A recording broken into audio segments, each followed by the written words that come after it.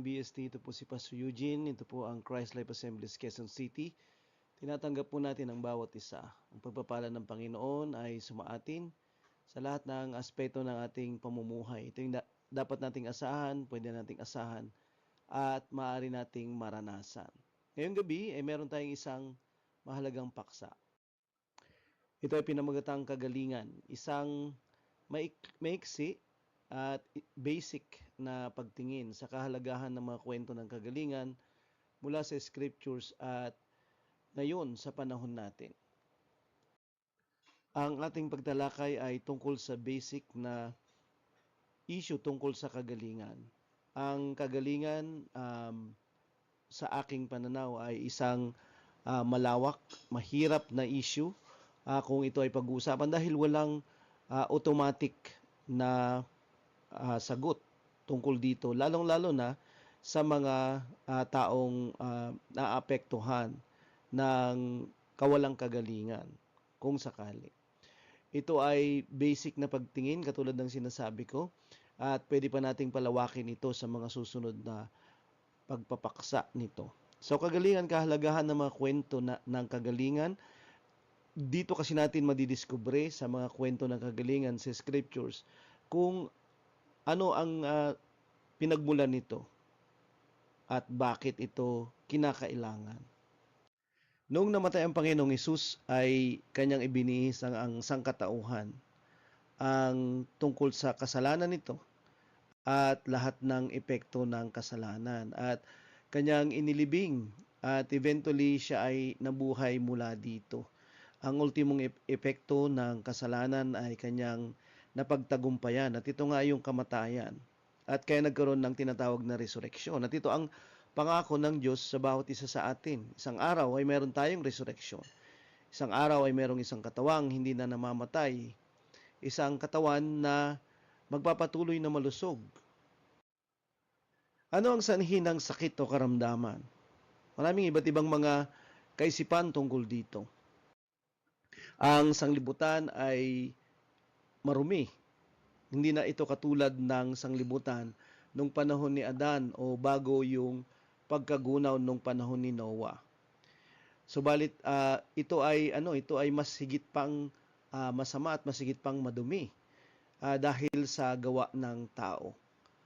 Dahil sa pagkamakasarili, dahil sa kawalang pagtuturing, kawalang pagsusumakit o pagmamalasakit sa sanglibutan.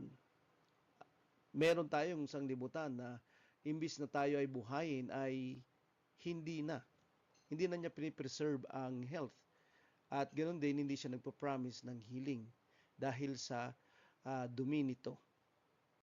Ang genes ng tao na kanyang minamana sa kanyang mga magulang ay mahina din. Ito ay meron ng iba't ibang uri ng kahinaan laban sa iba't ibang uri ng sakit. Meron ding tinatawag na personal na pananagutan ang tao dahil sa pagpili niya ng kanyang paraan ng pamumuhay or yung tinatawag na lifestyle. At siyempre kung nagpupuyat o kaya naman mahilig sa mga hindi dapat kinakain dahil hindi naman ganun kasustansyang mga pagkain ay nangangako ito ng paghina ng immune, nangangako ito ng paghina ng katawan eventually. Si Satanas din ay mayroong kinalaman sa sakit at karamdaman, hindi lamang sa physical, lalong-lalo na sa mental, psychological, or spiritual. Dito sa Psalm 41 verse 4, sinabi dito na sinabi ko, Panginoon, nagkasala ko sa inyo, maawa kayo sa akin at pagalingin ako. Ito ang itinutulak na dahilan ng lahat ng uri ng problema ng sangkatauhan ng Biblia dahil sa kasalanan. Kahit na ang pangangailangan ng kagalingan o dahil sa karamdaman o sakit ay merong koneksyon ang kasalanan na kinakailangan ng kaawaan ng Diyos, na kinakailangan ng habag ng biyaya niya upang ito ay ma-reverse. Kaya mayroong koneksyon o mayroong kinalaman ang kasalanan sa pangangailangan natin ng kagalingan dahil sa ating mga sakit o karamdaman. Dahil nung hindi pa bumabagsak sa pagkakasala ang tao, ay hindi pa namamatay ang tao. Subalit nagsimula na siyang mamatay at obviously manghina, mag-suffer, okay, dahil sa kasalanan. At eventually, tayo ay uh, nagmana ng isang sanglibutan na mas madumi pa kaysa dati o kaya naman ng genes na mas mahina pa kaysa ng una.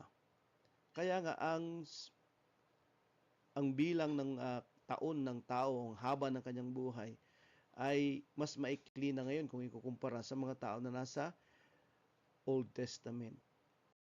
Sa 1 Peter 2 verse 24, tungkol ito sa kamatayan ni Jesus at ito ay quoted from Isaiah 53. Yung Isaiah 53 ay prophecy tungkol sa kamatayan ni Jesus sa krus. At ano ang dahilan nito? Si Kristo ang umako sa mga kasalanan natin nang ipako siya sa krus para iwanan na natin ang buhay na makasalanan at mamuhay ng matuwid. Dahil sa mga sugat niya, gumaling tayo. By His stripes, we are healed. At ito ay ating palaging kinukot about healing. Okay, dahil sa kanyang mga sugat, gumaling tayo. Pero dito, si Pedro ay kanyang binibigyan ng koneksyon. Ang kagalingan, hindi lamang sa pisikal, pero lalong-lalo na sa sakit na kasalanan na yun ang dahilan kung bakit si Jesus ay ipinako sa krus. Hindi ultimo dahil sa ating mga karamdaman, kundi dahil sa ating kasalanan. Si Jesus Christ ay nagbihis hindi lamang ng kasalanan natin, kundi ng lahat ng ating mga karamdaman na epekto o naging bunga ng ating kasalanan. Pero ang kanyang binubunot, ang kanyang gustong tanggalin ay ang pinakaugat. At ang pinakaugat nito ay ang kasalanan. At ito ang kanyang ikinamamatay sa krus upang tayo ay hindi lamang tumigil na sa pagkakasakit, subalit tumigil na sa kamatayan dahil sa dala ng kasalanan na nangyari sa ating lahat. Sabi niya dito, dahil sa mga sugat niya gumaling tayo para iwanan na natin ang buhay na makasalanan at mamuhay na ng matuwid. Mapapansin natin na hindi para iwanan na natin ang isang katawan na mahina at nagkakasakit. At tayo mabuhay na ng may kagalingan at kalusugan. Pero ito yung susunod na magiging epekto ng isang buhay na matuwid. Pero ito ba ay dito sa mundo? Bakit nakakaranas pa din tayo ng sakit kahit tayo ay mga inilagtas na sa basihan ng kamatayan ng Panginoong Hesus sa krus? Kailan ang kagalingan na ating hinihintay mula sa ultimong dala o epekto ng kasalanan na kamatayan, suffering, or sakit? So, ang sanhi ng sakit o karamdaman ay kasalanan. Alam natin yung iba pa, pero dahil din sa pagkamakasarili at dahil din sa kasalanan na mayroon ang ibang mga tao kung bakit nagiging marumi ang sanglibutan o kaya kay Satanas na siyang unang bumagsak sa pagkakasala. So, ang lahat ng ito ay dahil sa kasalanan. Meron bang gamot dito? Jesus ng kagalingan. Nung dumating si Jesus, ay meron siyang sagot sa lahat ng problema ng sangkatauhan na ang pinakapunot dulo ay ang kasalanan. Sa Job 2 verse 7, kaya umalis si Satanas sa presensya ng Panginoon at sinaktan si Job sa pamamagitan ng mga pigsa mula ulo hanggang talampakan. Ito ang ginawa ni Satanas nung sinabi at pinahintulutan siya ng Diyos na gawin niya ang gusto niyang gawin kay Job, na mayroong sakdal na pananampalataya sa Diyos. At ganun nga yung ginawa niya. At dito nakita natin na kahit yung taong sakdal ang pananampalataya ay hindi siya itsapuera, hindi siya excluded mula sa sakit. Katulad ni Job. At ito ay si Satanas pa nga ang lumilikha. Diba? Maaring ang pamumuhay ni Job ay hindi ganun palasak, diba? At siya ay maingat. Pero si Satanas ay nagbibigay from time to time, hindi sa lahat ng pagkakataon. Okay? At yan ay disclaimer, hindi lahat ng sakit ay galing kay Satanas. Subalit may mga sakit na siya yung lumilikha dahil sa ah, dahil sa ating uri ng katawan na meron tayo na pwede niyang maapektuhan sa pamamagitan ng mundong ginagalawan natin na punong-puno ng sakit o kaya yung lumilikha nito. Sa Malakay 4 verse 2, pero dumating ang Panginoong Hesus at dito ay prophesied siya. Sinasabi dito na sisikat ang araw ng katwiran sa mga taong natatakot sa pangalan niya. O merong hindi pangamba, hindi pag-aalala dahil ang Diyos ay nandyan. Subalit meron silang respeto at galang sa Kanya. Dahil doon ay meron silang ganung uri ng takot. Okay, sisikat ang araw ng katwiran sa kanila na may pagpapagaling sa kanyang mga pakpak. Okay, so with healing in His wings, hindi lamang katwiran, ito ang gamot sa kasalanan, katwiran, di ba? Pero kagalingan din at the same time. Dahil ito yung pinaka-immediate na epekto ng kasalanan, kawalan ng wholeness. Okay? Ito yung ibig sabihin ng kaligtasan. Kabuuan, wholeness. Okay? Ito ay hindi lamang physical, subalit spiritual, mental, at kahit sa economic, ito ang sinasabi ng kasulatan sa New Testament. Anong ibig sabihin ng kaligtasan? So dumating nga ang Panginoong Hesus at isa sa mga nagsabi ng kanyang ginawa ay si Apostol Pablo. Sabi niya dito, binigyan ng Diyos si Jesus ng banal na espiritu at kapangyarihan. Acts 10 verse 38. So meron siyang banal na espiritu at kapangyarihan. At dahil kasama niya ang Diyos, pumunta siya sa iba't ibang lugar, gumawa ng kabutihan. Pinagaling niya ang lahat ng sinaniban at pinahirapan ng dyablo. So pinagaling niya ang lahat, okay, na sinasaniban at pinahirapan ng dyablo. Dahil nasa kanya ang Espiritu Santo, tayo din naman ay binahiran at merong banal na Espiritu Santo spiritually. Sa Luke 6 verse 18 to 19, pumunta sila roon upang makinig sa kanya at mapagaling sa kanilang mga sakit. Pinagaling din ni Jesus ang lahat ng pinahihirapan ng masasamang espiritu. Sinikap ng lahat ng tao roon na mahipo siya dahil may kapangyarihan nagmumula sa kanya na nakapagpapagaling sa lahat. Interestingly, kahit na sinasabi dito yung kagalingan tungkol sa mga sakit physically, ay meron palaging mga masasamang espiritu na lumilikha din ng sakit o pagpapahirap sa mga tao. Pero lahat ng ito ay pinagaling ng Panginoong Hesus. O kaya kahit hindi sila literal na nakausap niya, sabi niya dito, sinikap ng lahat ng tao roon na mahipo siya. Just a touch from the Lord. O kaya to touch the Lord is healing. Ito ang kalagayan nung panahon ng Panginoong Hesus. Kaya nga Hesus ng kagalingan siya, hindi lamang siya Hesus ng katwiran o Hesus ng kaligtasan. Siya ay Hesus ng kagalingan. Dahil ang lahat ng tao na pumunta sa kanya ay merong promise ng kagalingan. Ang lahat ng tao ay nagsisikap na mahipo man lang siya dahil may kapangyarihang nagmumula sa kanya upang sila ay pagalingin. At yung pinakasikat na tao na humipo sa Panginoong Hesus ay yung babae. Sa Luke 8, so sa Luke 6, silang lahat ay humihipo kay Jesus. Pero itong babaeng ito na sabi rito, 12 years nang dinudugo at hindi mapagaling ng kahit sino. Naubos na ang mga ari-arian niya sa pagpapagamot, sa paglapit sa mga manggagamot. Okay, pero nung mabalitaan niya si Jesus, na pupunta sa kanyang lugar ay dali-dali siyang pumunta. Hinipo niya ang laylayan ng damit ni Jesus at biglang tumigil ang kanyang pagdurugo. Bakit laylayan? Yung iba humihipo sa kanya, pero yung babaeng ito ay sa laylayan lang dahil sa Malakay 4 verse 2. 'Di ba? Meron siyang kagalingan dala sa kanyang pakpak. Okay, at yung word na pakpak at laylayan ng damit ay iisa lang. Okay, sa Hebrew. At ito ang pangakong pinanghawakan ng babae based sa scriptures, based sa promise na dadalhin ng Messiah. Okay? At ito yung kanyang pinanghawakan.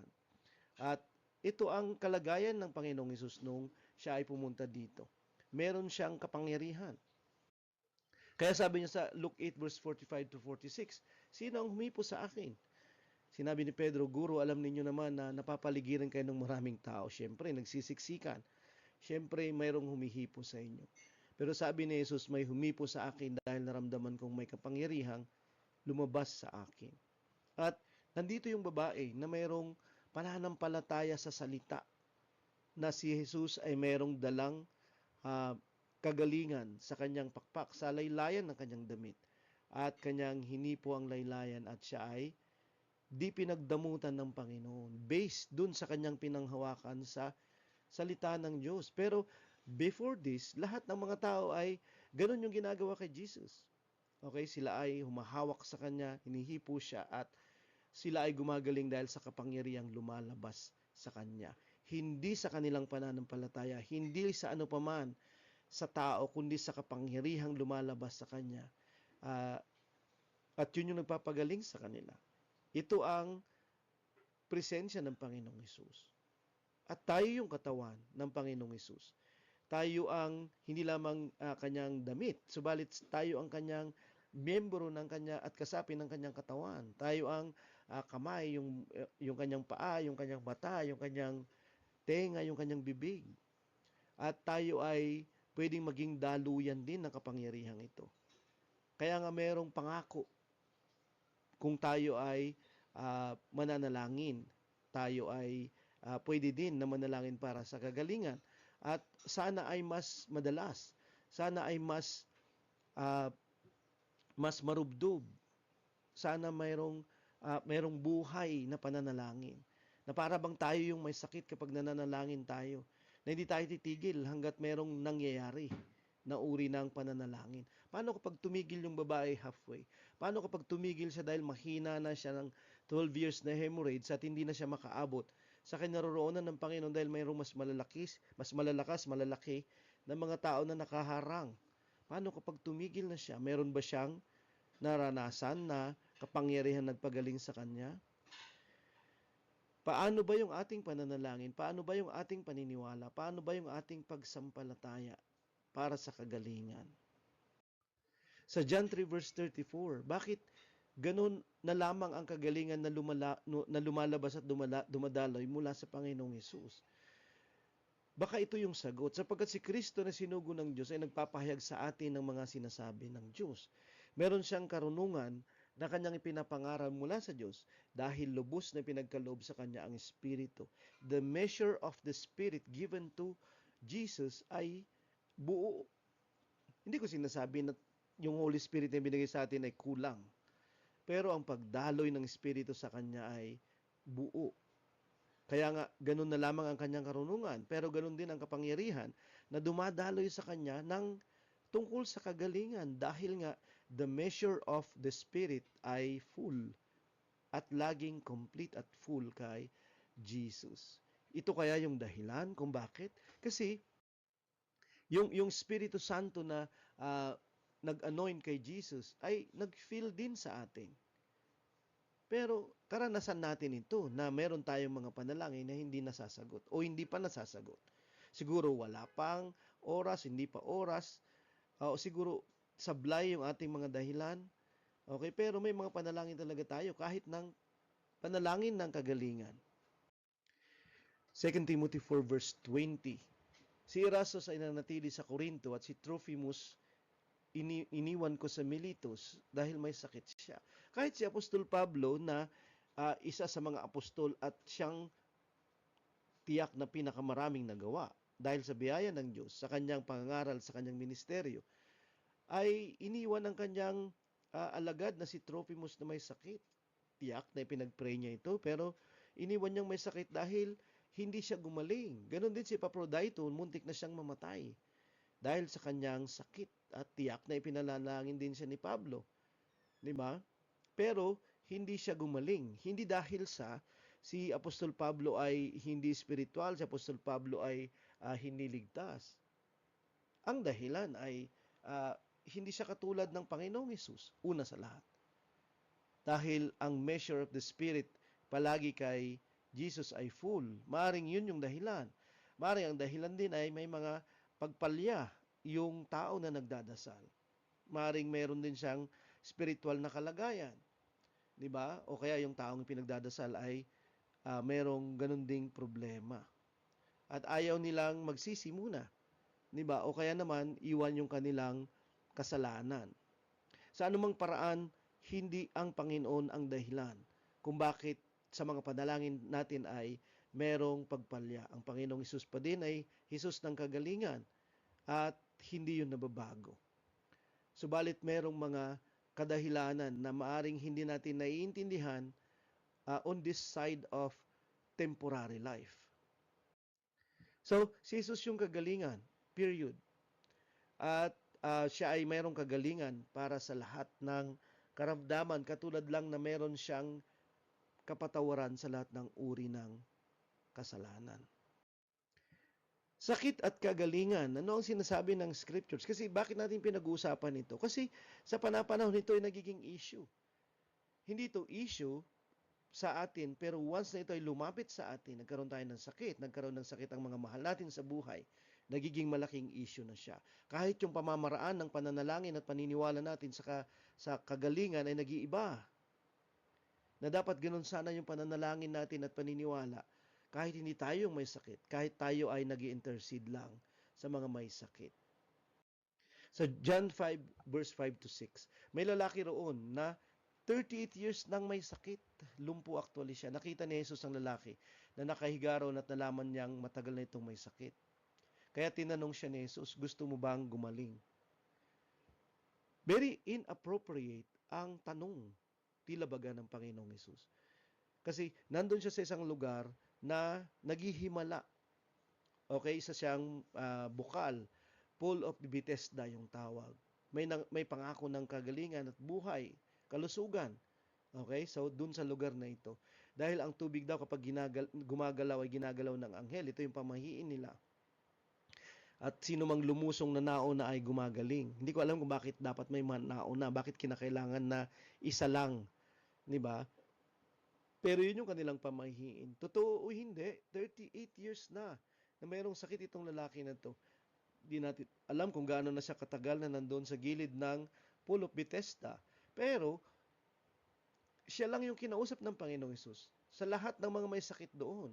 At yung tanong pa niya ay gusto mo bang gumaling? Kung 38 years ka nang naghihirap sa karamdaman, ay siyempre gustong-gusto mo nang gumaling. Pero bakit 38 years? Na umabot. Ano yun? Kahapon ka lang dumating dito sa Pool of Bethesda or matagal ka na dito? Dahil kung matagal ka na dito, ang susunod na tanong kung sa palagay mo ay gumagaling yung lumulusong kapag gumagalaw yung tubig. Sana ikaw ay nagpatulong sa kahit kanino. Sana gumapang ka. Sana gumawa ka ng paraan. 'Di ba? Ito ba yung issue sa taong ito? Nagustuhan na niya yung kanyang karamdaman at ayaw na niyang gumaling? Ito ba yung kanyang puso? Kasi hindi magsasalita ang Panginoong Hesus. 'Di ba, ng kahit ano lang na salita na hungkag, empty o walang kabuluhan. Dahil itong taong ito, maaring kanyang kinocontemplate yung healing or gusto niyang manatili sa sakit o karamdaman. Dahil sa kanilang lipunan, ang mga may sakit ay kinakailangang tulungan, ang mga may sakit ay kinakailangang limusan. Ito ba yung dahilan kung bakit 38 years na ay wala pa din siyang kagalingan kung sakali? O dumating sa lugar na ito siya at sa panahon na ito siya upang pagalingin siya ng Panginoong Hesus?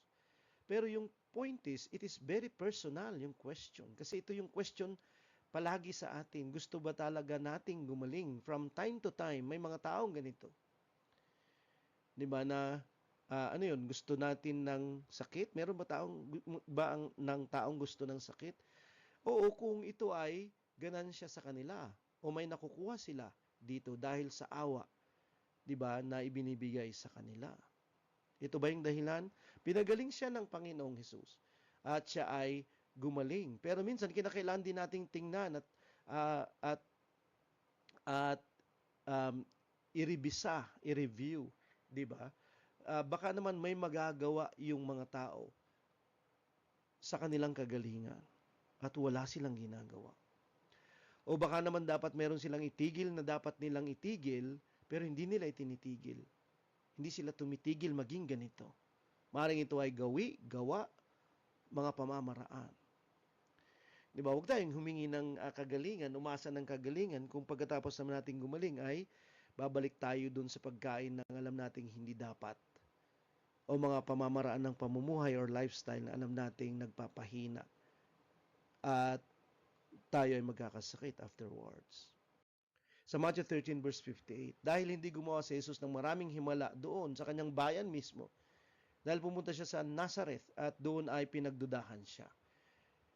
At hindi siya gumawa ng maraming himala. At sabi niya, he was amazed, sabi niya sa Mark, of their unbelief. Dahil sa kawalan nila ng pananampalataya sa Kanya. Hindi lamang ito dahil sa kapangyarihan ng Diyos na kumilos kay Jesus Christ.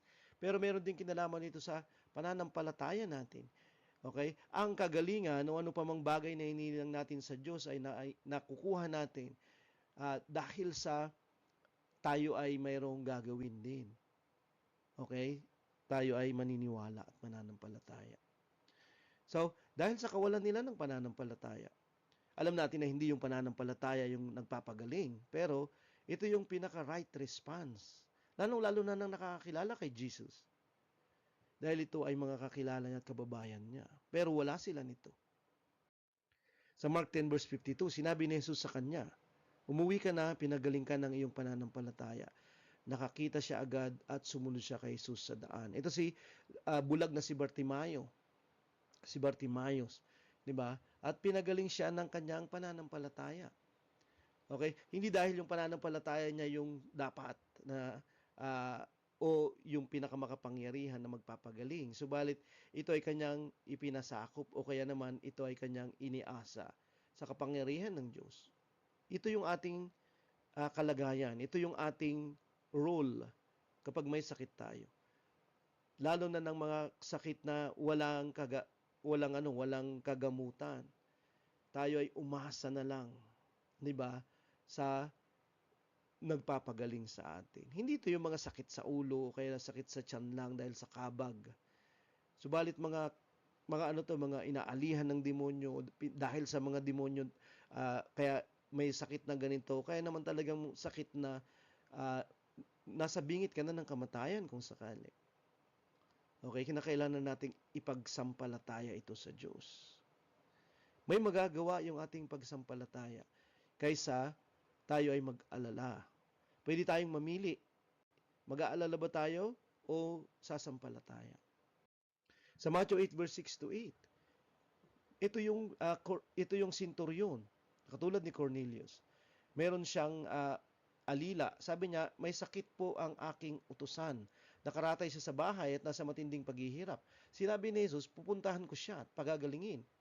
Pero sumugot ang kapitan, Panginoon, hindi po ako karapat-dapat na puntahan ninyo ang tahanan ko.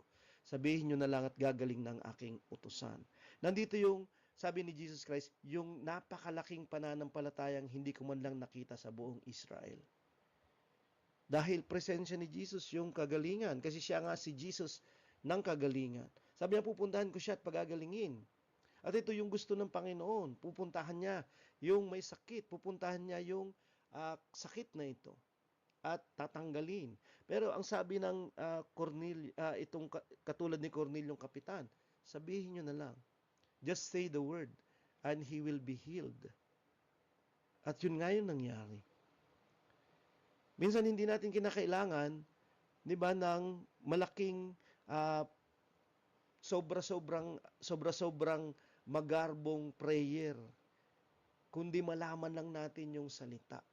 At sa prayers natin, habang nagpipray tayo ng kagalingan mula sa Panginoon, minsan meron siyang inilalagay na salita upang gawin tayong tiwasay sa ating mga kalagayan. 'Di ba? Yung peace ng Panginoon na nagagaling sa kanyang assurance o pagtiyak sa ating kalagayan. At ito ay maaaring sa salita na nabasa natin o sa salita na ating narinig. Okay, either sa prayer, sa praises, sa fellowship. At binibigyan tayo nito ng assurance na may gagaling sa mga may sakit sa atin or may kagalingan tayo. Okay, so kaya lang kinakailangan nating maging close sa Panginoon. Kasi itong salita na ito ay maaaring hindi siya kasing ingay ng ating pagsasalita. Maaaring ito ay spiritual whisper. O kaya naman yung tinatawag dun sa 1 Kings 19 kay Elijah na still small voice. Hindi ito yung boses ni John the Baptist nung nagpipreach, a voice in the wilderness, na kinakailangan marinig siya ng madami. Subalit ito ay personal, heard voice ng Panginoon sa atin. Maaaring merong ganitong assurance, di ba? Na hindi na natin kinakailangan ng napakaraming kung ano-ano. Subalit assurance from the Lord. And you can get that from Him sa prayers natin. Okay? Or sa ating closeness sa Kanya. Kailan natin huling narinig ang Panginoon sa ganitong paraan? Sa 2 Chronicles 16 verse 12, nang ika-39 years ng paghahari ni Asa, nagtiis siya ng karamdaman sa paa. Kahit malubahan ang kanyang karamdaman, hindi siya humingi ng tulong sa Panginoon, kundi sa mga manggagamot. So merong ganito, kahit hanggang ngayon, naparaan ang mga tao, kahit mga Christians. Mali ba siya? Walang sinabi dito na mali siya. Di ba? Pero ang pinakalibre at pinakauna at pinakamalapit, pinakaagad ay tulong mula sa Panginoon. Ito yung asahan natin. Ito yung puntahan natin. At kung kilala natin ang Panginoon, hindi siya mahirap gawin. Okay, sa karamdaman man o sa anumang kalagayang mahirap sa atin. Okay? So humingi tayo ng tulong sa Panginoon. Kasi siya yung ating tagapagligtas. Si Asa hindi. At siya ay namatay. Hindi ko sinasabi na dahil nagpagamot siya, siya ay namatay. By the way, kahit naman tayo ay gumaling ng ilang beses sa karamdaman, sa mahimalang paraan o sa pagpapagamot, ay mamamatay pa rin tayo. Pero merong himala na pwede tayong maranasan for the glory of God. Sa Isaiah 38 verse 1, si Haring Asa ay namatay, pero iba si Haring Hezekiah. Nang panahon iyon, nagkasakit si Hezekiah nang halos ikamatay niya. Nasabingit na siya ng kamatayan. At si Isaiah ay pumunta sa kanya. Sinabi ng Panginoon, sabi niya na magbilin ka na sa sambahayan mo dahil hindi ka nagagaling, mamamatay ka na. Imagine the grace of God. Hindi grace of God na siya ay pabayaan na mamatay na, pero yung siya ay binigyan ng oras para pagbilinan yung kanyang sangbahayan, isimpan, iayos yung kanyang sangbahayan. Siguro yung mga titulo ay hatiin na, diba pa? Diba kung sakali? Pwede pa siyang mag-bid goodbye. Pwede pa niyang sabihin, I love you sa mga he failed to say those words. Pero, nevertheless, hindi ka nagagaling, mamamatay ka na. What if ganito yung salita na manggagaling sa Panginoon patungo sa iyo? Ano ang gagawin mo? So, obviously, prayerful si Hezekiah at may sakit siya, nararamdaman niya na mahina siya, nararamdaman niya na hindi ito normal. Nang marinig ito ni Hezekiah, humarap siya sa dingding at nanalangin sa Panginoon. Naging private siya sa pakikipag-usap sa Diyos. Sinabi niya, alalahanin po ninyo kung paano ako namuhay. Tapat, buong pusong naglingkod sa inyo at kung paano ako gumawa ng mabuti sa paningin ninyo. At umiyak siya ng husto. Na para bang mayabang si Hezekiah kasi kanyang iniisa-isa yung kanyang kabutihan at yung kanyang katwiran, yung mga tamang mga ginawa niya. Tama ba to? Sa Old Testament ito ay tama. Kasi sa Leviticus at sa Deuteronomy, kapag ikaw ay sumusunod sa Panginoon, ikaw ay pagpapalain kahit ng kalusugan at kagalingan. Pero kapag ikaw ay hindi sumusunod, mayroong cursed at hindi blessing. So, nung wala pa si Jesus Christ, ay ganito sila manalangin. Diba? Nung wala pa si Jesus Christ. Maring gagawin ka nitong mayabang at proud. At maring merong ganun siyang pride kung sakali si Hezekiah. Pero yung sumunod na verse 4 to 5, sinabi ng Panginoon kay Isaiah na bumalik siya kay Hezekiah at sabihin ito, sinabi ng Panginoon, ng Diyos ng iyong ninunong si David, narinig ko ang iyong dalangin at nakita ko ang mga luha mo, dadagdagan ko pa ng 15 years ang buhay mo. Sabi ni God, narinig ko, nakita ko, dadagdagan ko. Si Lord lahat yung gagawa. So, he responded because of God's warning. He responded with prayer of faith. Siguro, 'di ba? Sa iba siguro pride, 'di ba? Dahil pinagmamayabang niya yung kanyang ginawa. Pero minsan, yun yung ating ginagawa. Pag nagkakasakit tayo, meron ba akong nagawang masama? O kaya naman pag nagkasakit yung isang tao, siguro siya ay hinahatulan ng Diyos. Ito yung sinasabi ng ibang ususero at ususera. Kasi palagi nating ikinukonek sa ating kabutihan o kawalan nito. Ang ating kawalan kahit na ng kalusugan. Pero dinagdagan ng Diyos ng 15 years. Imagine 15 years. Anong gagawin mo pag dinagdagan ni Lord ang buhay mo kung alam mong mamamatay ka na? Praise the Lord. 'Di ba? Nung wala pa si Jesus Christ, maaring ang kanilang kabutihan, ang kanilang katwiran, yun yung kanilang ginagamit na pa-assist upang magkaroon ng benepisyo ng kagalingan, ng mabuting kalusugan. Pero nung dumating na si Jesus Christ, siya na yung ating kagalingan. Siya na dito sa New Testament. At siya pa din yung didinig, siya pa din yung makakita, siya pa din yung magdadagdag sa atin. Sa Isaiah 38 verse 21, kung itutuloy mo yung kwento, sinabi sa kanya ni Isaiah na patapalan niya sa kanyang mga katulong ng dinikdik na bunga ng igos ang bukol niya para gumaling. Ito ay si Hezekiah. Kasi after niyang sabihan na siya ay bibigyan pa ng 15 years na buhay, ibig sabihin gagaling siya, hindi siya mamamatay, ay gumawa siya ng sulat. Pero sa dulo, halos, sabi dito, ang paraan, tila baga ng kanyang kagalingan ay pagtapal ng dinikdik na bunga ng igos sa kanyang bukol. Ito man ay tumor, cancer na nakamamatay. Pero mukhang medicinal yung paraan ng Diyos. I don't want to switch off your faith sa kakayahan ng Diyos na gumawa ng kagalingan o himala. Pero obviously, kalooban ng Diyos na magkaroon pa siya ng 15 years, si Hezekiah. Diba? Ang buhay niya ay hindi pa kukunin o matatapos dahil sa sakit na bukol. Pero nawala yung bukol dahil sa medicinal na paraan. Hindi natin pwedeng sabihin na lahat ng paraan ng tao ay paraan lang ng tao at hindi paraan ng Diyos. Sa 1 Timothy 5 verse 23, sinabi ni Paul kay Timothy, huwag tubig na lamang iyong inumin, uminom ka rin ng kaunting alak para sa iyong sikmura at madalas na pagkakasakit. Hindi ito pagpayag na pag-inom ng alak. At kapag ito yung verse na ginagamit ng sinuman, kahit mananampalataya, para uminom siya ng alak ay kalunos-lunos yung kanyang paniniwala at nakakatakot yung pag-intindi niya ng scriptures dahil mali ang konteksto ng kanyang naiintindihan. Mayroong sakit sa sikmura at madalas na pagkakasakit si Timothy. Maaring dala ng tubig na hindi malinis.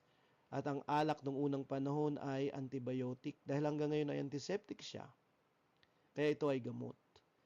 Kaya ipinag-pray man marahil ni Paul si Timothy, sinasabihan na niya ito ngayon na uminom na ng gamot.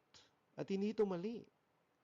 Diba? Huwag nating ikundina yung mga taong umiinom ng gamot o kaya naman huwag nating ikundina yung taong nagpapadoktor o nagpapa-ospital. Pero unahin natin ang Diyos at ang tulong at ang magagawa ng Diyos sa atin. Let's pray and pray fervently. Kasi ang fervent na prayer ng taong matuwid ay may pakinabang. Let's pray and repent before asking for healing din. Si Jesus Christ ay gumamit ng putik upang pagalingin ng isang taong bulag noong una. At ito yung maraming kaparaanan, maraming mga kaparaanan ng pagpapagaling ni Jesus sa maraming iba't ibang uri ng sakit. Tugon man ito sa kanilang pananampalataya o kawalan nito. Kaya nga samot-sari ang mababasa natin tungkol sa kagalingan sa Biblia, na kung ating titingnan sa ating pamamaraan ngayon, sa ating kalagayan ngayon, ay wala tayong pwedeng maiturong isa lang na verse na pwedeng magsabi, ito yung ating dapat gawin, at ito lang yung pamamaraan ng Diyos. hindi hindi natin pwedeng magagawa yun. So, para saan ang kalusugan? So, pinagaling si Hezekiah. Ano ang nangyari pagkatapos niyang gumaling? Sa 2 Chronicles 32:24-25, ng panahong yun, nagkasakit si Hezekiah. Halos mamatay na. Nanalangin siya sa Panginoon at binigyan siya ng Panginoon ng isang tanda. Nagagaling siya. Pero nagyabang si Hezekiah at binaliwala niya ang kabutihang pinakita ng Panginoon. Kaya nagalit ang Panginoon sa kanya at sa mga mamayan ng Juda at Jerusalem. Ito ang nakakalungkot. Kasi pwede tayong humihiling ng kahit anuman sa Panginoon na wala tayo, kahit ng kagalingan. Pero ang tanong is, pag ibinigay na ito ng Panginoon sa atin, ano ang gagawin natin sa bunga nito o sa pagpapalang ito? Paano kapag binigay na ni Lord yung ating hinihiling sa prayer? Ano na ang gagawin natin pagkatapos? 'Di ba? So, dito imbis na si Kaya ay magsaya, papurihan ang Panginoon, sumunod, siya ay naging mayabang. Okay, dahil nagmayabang siya dito. At dahil doon sila ay sinugod ng mga taga-Babylonia. Sa Luke 22 verse 32, sabi ni Jesus kay Peter, gustong ligligin ni Satanas ikaw, gusto niyang ihiwalay ka sa akin o sa kaligtasan. Ngunit nanalangin ako para sa iyo na huwag manghina ang iyong pananampalataya. Merong nananalangin sa atin. Kailangan natin ng panalangin sa panahon ng pagdiglig ni Satanas. Kasi kapag tayo mayroong sakit, galing man ito sa kanya, sa hindi mabuting lifestyle natin o genes o sa mundo na marumi. At pag nagkasakit tayo, kinakailangan nating manalangin. Huwag tayong manghina sa pananampalataya, kundi manalangin tayo kasi kapag nananalangin tayo, ang ating pananampalataya ay tumitibay. Ang ating pananampalataya ay nagre-rest over sa matibay na pundasyon na Diyos, ang Diyos natin. Humingi tayo ng panalangin dahil sa maraming pananalangin, ang pananampalataya natin ay mapagtitibay pa ng mas higit upang mas makita natin ang dapat nating asahan ng Diyos. At kung wala nang nananalangin sa atin, ang Diyos, ang Panginoong Hesus ay namamagitan. Sabi niya kay Pedro, nanalangin ako upang huwag manghina ang pananampalataya mo. Pero kapag nagbalik loob ka na, kapag ikaw ay nagtagumpay na, kapag ito ay napagtagumpayan mo na, kapag ito ay nalusutan mo, palalakasin mo ang pananampalataya ng iyong mga kapatid. Nawa, maintindihan natin na ang dahilan ng mga pagpapala natin ay hindi lamang para sa atin, katulad ni Abraham, he was blessed to bless others. Nawa ang ating kalusugan ay kalakasan natin upang maglingkod sa iba. Ang ating kapatawaran ay kapatawaran na ibibigay din natin sa mga nagkakasala sa atin. Ang mga pagpapalang natatanggap natin ay pwede nating i-share upang mapagpala naman ng iba. Ano ang gagawin natin kapag wala pa tayong kalakasan? Kung may kalakasan na tayo. Anong gagawa natin kapag wala pa tayong kagalingan, kalusugan kapag mayroon na tayo nito? Okay, wag lang natin pag-isipan yung kawalan natin, kundi ano ang gagawin natin kapag mayroon na tayo. Dahil yun ay mahalaga. Kasi ang panalangin ng mga mayroong pangangailangan ay marubdob, maingay, nananampalataya. Pero kapag komportable na lahat, nagbabago. Kumusta ang panalangin mo? Kumusta ang panalangin mo? Nung si Jesus Christ ay nasa krus, 'di ba? Siya ay nagdamit ng karamdaman, hindi lamang ng kagalingan, hindi lamang ng kasalanan pala, kundi karamdaman din. Kaya meron tayong pwedeng asahan sa kanya. Pero ang karamdaman na ito ay hindi siya full at complete. Kasi tayo pa din isang araw ay mamamatay dito sa buhay natin. Kailan ang kalubusan ng karamdamang tinubos ng Panginoong Hesus? Sa 1 John 4 verse 18. Walang anumang takot sa pag-ibig. Pinapawi ng ganap na pag-ibig ang anumang takot. Kung natatakot man ang isang tao, ito dahil sa takot na maparusahan at pinapakita lang nito na hindi pa lubos na natupad sa kanya ang pag-ibig. Tayo ay takot. Tayo ay may takot kapag tayo ay mayroong sakit. Normal. Kapag mayroong nangyaring mahirap, normal. Pero dahil sa prayers natin at pagkakita natin sa Diyos at sa pangako niya ay napapawi ito.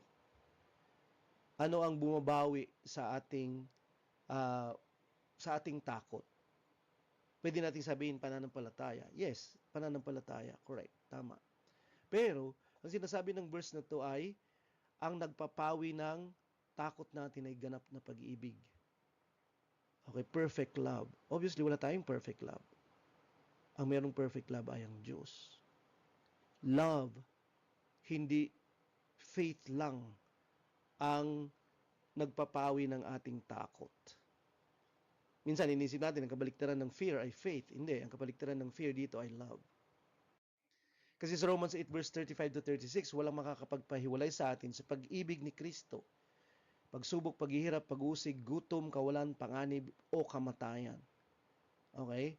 At sabi niya, alang-alang sa iyo. Sabi niya, namatay si Jesus alang-alang sa atin.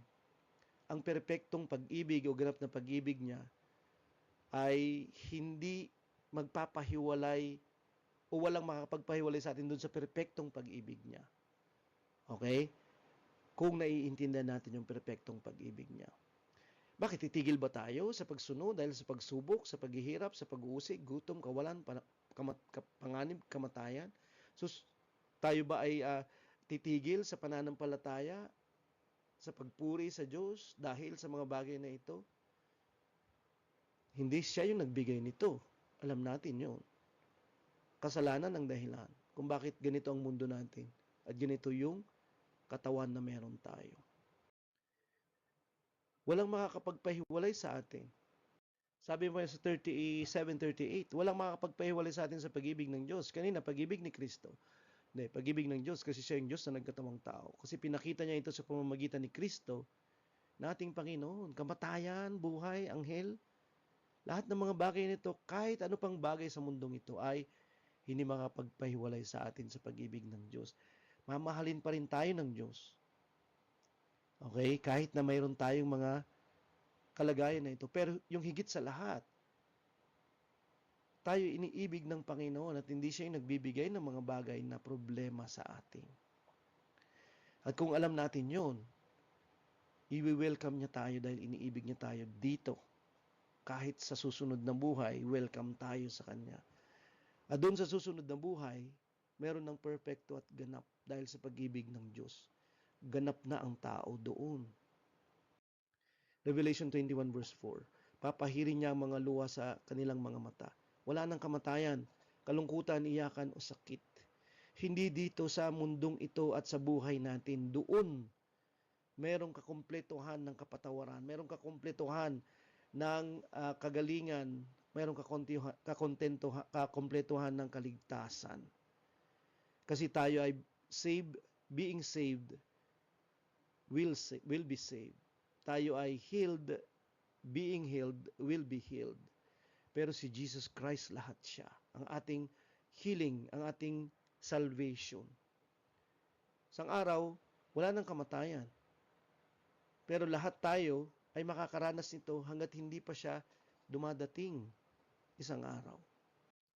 At pinakahuli, doon siya pa din ay kordero na pinatay mula ng likhain ng sanglibutan. Yun ang itsura ni Jesus. Itsurang pinatay dahil sa karamdaman, dahil sa kasalanan. Upang sabihin sa atin na wala nang karamdaman, wala nang kamatayan doon dahil once upon a time, siya ay nagbihis ng lahat ng karamdaman, nagbihis ng lahat ng kasalanan para sa atin at napagtagumpayan niya yun. Kaya tayo ay wala ng kamatayan at wala ng sakit eternally. Krus ng karamdaman at habang nandun siya sa krus, habang nandun siya sa karamdaman, may naligtas dahil opportunity pa rin ng kaligtasan kahit yung kanyang kababaan. Kasi yun yung dahilan kung bakit siya ay namatay sa krus o mamamatay sa krus. Hindi sa karamdaman kundi sa ugat nito na kasalanan. So kagalingan, kahalagahan ng mga kwento ng kagalingan noon at ngayon. Meron tayong issue tungkol dito kasi palagi itong nagiging issue kapag mayroong sakit o may mga namatay o kaya naman kahit sa simpleng fellowship o sa kwentuhan lang. At hindi ito yung kabuuan tungkol sa kagalingan, marami pa. Pero ito'y parang kudlit sa malaking issue na ito sa Scriptures. Pagpalain tayong lahat ng Diyos.